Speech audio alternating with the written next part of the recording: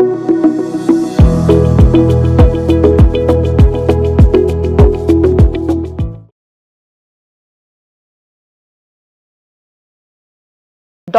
நேரம் வியூவர்ஸ் அனைவருக்கும் அன்பான வணக்கங்கள். நான் உங்கள் டாக்டர் ராஜலட்சுமி, சித்த மருத்துவர்.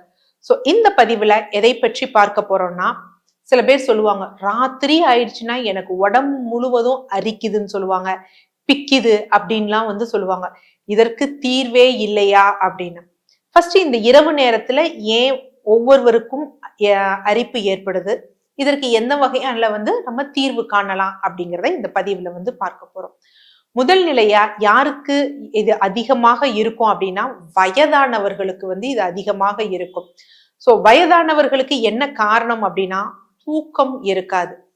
தூக்கம் இல்லாத பொழுது, தூக்கம் இல்லாமல் இருக்கிறது ஒண்ணு, அவங்க கிளைமேட்டிக் கண்டிஷன் கொஞ்சம் வெப்பம் அதிகமாக இருக்குது, இந்த மாதிரினா ஒரு சரும வறட்சி அவங்களுக்கு ஏற்படும். அப்ப ஏற்படும் பொழுது அவங்க ஸ்கின்னுக்கு கீழே இருக்கக்கூடிய சின்ன சின்ன இரத்த நாளங்கள் விரிவடையும். அப்ப என்ன ஆகும் அப்படின்னு பாத்தீங்கன்னா, நார்மலாவே அவங்களுக்கு உடம்புல ஊறல் எடுக்கு மாதிரி இருக்கும், அரிப்பு அதிகமாக இருக்கும். இது நார்மலா அவங்களுக்கு இருக்கக்கூடியது. அவங்க என்ன பண்ணணும் அப்படின்னு பாத்தீங்கன்னா, ஒண்ணும் இல்லை, சிம்பிளா இந்த ஒரு வறட்சி அவங்கள தானே ஹியூமிடிஃபை பண்ணிக்க, ஒரு மாய்ஸ்சர் அதை கொடுக்க, வெறும் தேங்காய் எண்ணெயை வெது வெதுப்பாக சூடு பண்ணிட்டு பாதத்திலும் முட்டுலையும் தடவிக்கிட்டு நம்ம படுத்தோம். இல்ல எந்த இடத்துல அரிப்பு இருக்கிற மாதிரி இருக்கு, பொதுவா ஓவராலா இருந்துச்சுன்னா பாதத்துல மட்டும் தடவுனா போதும்.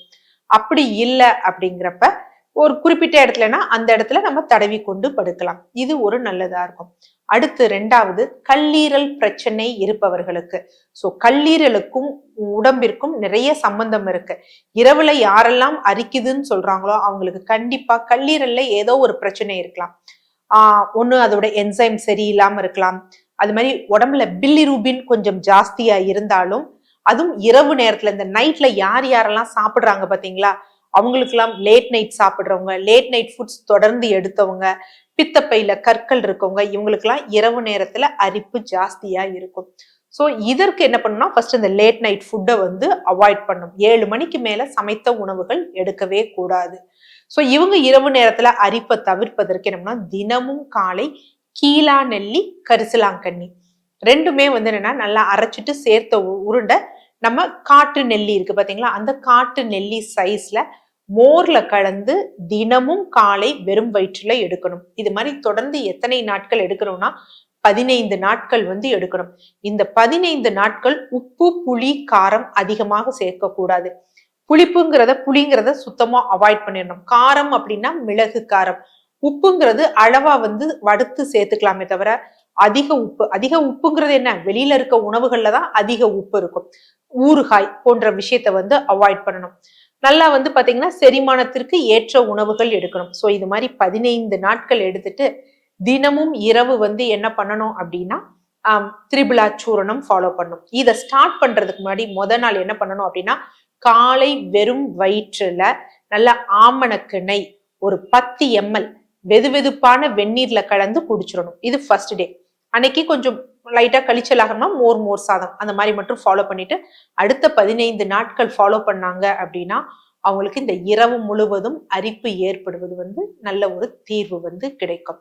அடுத்து மூன்றாவது யாருக்கு அதிகமா இருக்கும்னா, கர்ப்ப காலத்துல பெண்களுக்கு அதிகமா இருக்கும். இது என்ன காரணம்னா, ஹார்மோனல் இன்ஃப்ளூயன்ஸாலதான். அடுத்து இன்சுலின் ரெசிஸ்டன்ஸ், இல்ல கர்ப்ப காலத்துல சுகர் இருக்கு, பின்னாடி சுகர் வரக்கூடிய வாய்ப்புகள் இருக்கு அப்படின்னா அந்த பெண்களுக்கும் இந்த மாதிரி இருக்கும். அவங்க என்ன பண்ணணும்னா, இந்த பால், வெள்ளை சர்க்கரை இதை கொஞ்சம் அவாய்ட் பண்ணிட்டு மோர் எடுத்துக்கணும். ஏன்னா கால்சியம் ரொம்ப முக்கியம் கர்ப்ப காலத்துல. அந்த மாதிரி எடுத்துக்கணும். அதிக அளவுல பால், குறிப்பாக இரவு நேரத்துல பால் கன்சியூம் பண்றது அந்த மாதிரி தான் அவாய்ட் பண்ணணும். துரித உணவுகள், நிறைய மாவுச்சத்துள்ள உணவுகள், அந்த கேக்ஸ், பிரெட் அந்த மாதிரி விஷயங்களை அவாய்ட் பண்ணாங்க அப்படின்னா கர்ப்ப காலத்தில் இந்த இரவு நேரத்துல அரிப்பு வராமல் தடுத்துக்கலாம். அதே மாதிரி பின்காலத்துல அரிப்புகள் ஏற்படாமலும் தடுத்துடலாம்.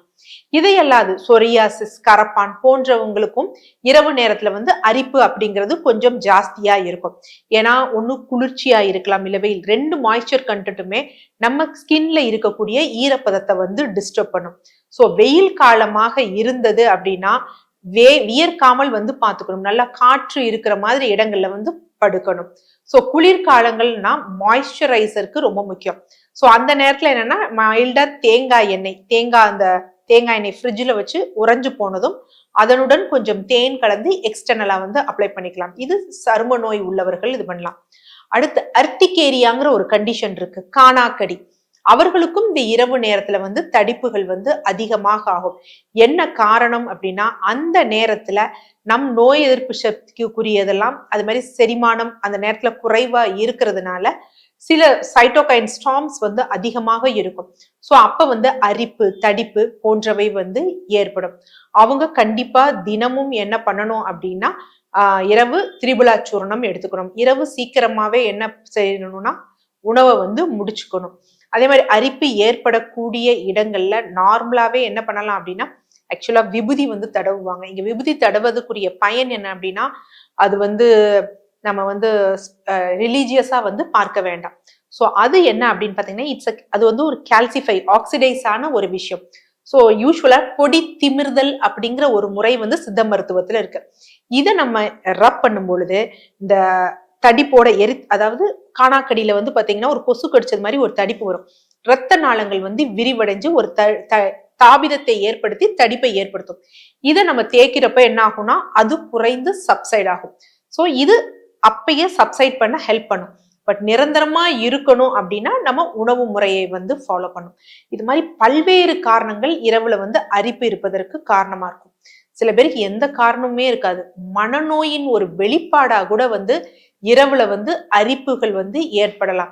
ஸோ அதை நீங்களே செல்ஃப் அனாலிசிஸ், எல்லோருக்கும் மருத்துவர் யாரு அப்படின்னா அவங்களே தான். ஸோ ஒரு மருத்துவரிடம் கேட்பதற்கு முன்னாடி நமக்கு இது எதுவும் இல்லை, நம்ம ஒரு விஷயத்த இப்படி தப்பா நினைச்சுக்கிறோம், நமக்குள்ளேயே இப்படி ஒரு நெகட்டிவ் தாட்ஸ் இருக்குன்னா அதை சரி செய்ய நம்ம முயற்சி மேற்கொண்டாலே போதும், நல்லா இந்த அரிப்பு தடிப்புங்கிறது சரியாயிடும். ஸோ அதனால என்ன அப்படின்னா இரவு நேரத்துல அரிப்பு ஏற்பட்டு நம்ம தூக்கத்தை வந்து கெடுக்காமல் என்ன காரணங்களால அரிப்பு ஏற்படுது அதை எப்படி சரி செய்யணும் அப்படிங்கிறத நம்ம உள்ள வழக்குகள்ல சொல்லியிருக்கோம். அதை ஃபாலோ பண்ணா கண்டிப்பாக நேயர்கள் வந்து ஒரு அரிப்பில்லாமல் நிம்மதியான தூக்கத்தோட வாழலாம். அதற்காக நானும் இறைவனை வேண்டிக் கொள்கிறேன்.